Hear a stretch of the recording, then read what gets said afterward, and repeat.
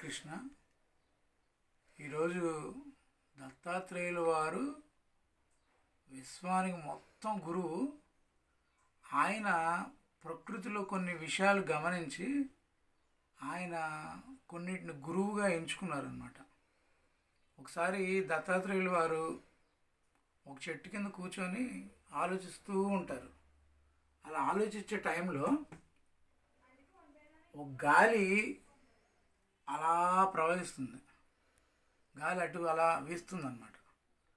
ఆయన ఆలోచిస్తాడు, అబ్బా వాయుదేవుడు ఎంత పక్షపాతం లేకుండా ఉంటాడు, చెడు గాలినైనా అలానే ప్రసరింపజేస్తాడు, మంచి గాలినైనా అలానే ప్రసరింపజేస్తాడు, ఏ ఊర్లో అయినా అలానే ప్రసరింపజేస్తాడు, ఏ ప్రదేశంలో అయినా తమ భేదాలు కుల జాతి వర్ణ వివక్షత లేకుండా ప్రతి ఒక్కరిపై మంచి చెడు అనేది ఏది లేకుండా అలా ప్రసరింపజేస్తూ ఉంటాడు. ఇదేదో బాగుంది, ఈ విషయాన్ని మనం గురువుగా తీసుకోవాలని చెప్పి వాయుదేవుల్లో ఉన్న ఆ యొక్క మంచి లక్షణాన్ని గురువుగా భావించి తీసుకుంటాడు. తర్వాత అలాగే భూదేవిని పరీక్షిస్తాడు. భూదేవికి ఎంత ఓర్పు ఉంది, మనం కాలుతో తన్నినా, మనం నడిచినా, మన మలమూత్ర విసర్జనలు భూమి మీద చేసినా ఆమె ఎంత ఓర్పుగా భరిస్తుంది. మంచివాడు చేసినా, చెడ్డవాడు చేసినా, రోగిష్టి చేసినా, ఏ కులమోడు చేసినా, ఏ మతమోడు చేసినా, ఏ దేశస్థుడు చేసినా కూడా భూదేవి ఎంత ఓర్పుగా భరిస్తుంది. ఈ యొక్క లక్షణాన్ని నేను గురువుగా తీసుకోవాలని భూదేవి తత్వాన్ని లక్షణంగా తీసుకుంటారు. తర్వాత అగ్నిదేవుడు ఒక కుష్ఠరోగం వ్యాధి వచ్చి చనిపోయిన వ్యక్తిని ఒకే విధంగా దహిస్తాడు, ఒక మంచి వ్యక్తిని ఒకే విధంగా దహిస్తాడు, ఒక ముస్లింనైనా క్రిస్టియన్ అయినా ఒకేలాగా కాలుస్తాడు, ఒకేలాగా మంట స్పర్శ ఎవరికైనా ఒకేలాగా తగులుతుంది. బాగా డబ్బు ఉన్నోడని చెప్పి మంట స్పర్శ తక్కువ తగలటం, బాగా డబ్బు లేనోడని చెప్పి మంట స్పర్శ ఎక్కువ తగలటం అనేది జరగదు. ఒకవేళ ఏ కులమైనా ఈ దేశంలో ఎక్కువ మంట స్పర్శ తగలటం, వేరే దేశంలో మంట స్పర్శ తక్కువ జరగడం అనేది ఉండదు.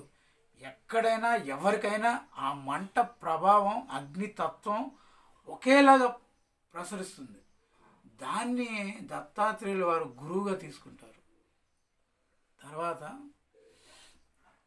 వాయువు, భూమి, అగ్ని, తర్వాత జలం కూడా పేదవాడికైనా మంచివాడికైనా చెడ్డవాడికైనా ఎవరికైనా ఆ జలతత్వం ఎవరైనా సరే నీళ్ళలో వస్తే ముంచేసిద్ది, ఎవరికి కావాలన్నా ఆ వాటర్ని అందించిద్ది. చెట్టుకైనా పుట్టకైనా రాయికైనా రప్పకైనా ఎవరికైనా ఒకేలాగా చూసిద్ది. ఆ జలతత్వాన్ని కూడా ఆయన గురువుగా భావిస్తారు. తర్వాత ఆకాశతత్వం, మనం ఏది తేలిగ్గా ఉన్నా గాలిలో అలా ఎగిరిపోయి ఆకాశం వైపు వెళ్ళిపోయింది. మనం ఏ పని చేస్తున్నా ఆకాశంలో మొత్తం రికార్డ్ అయిపోతాయి.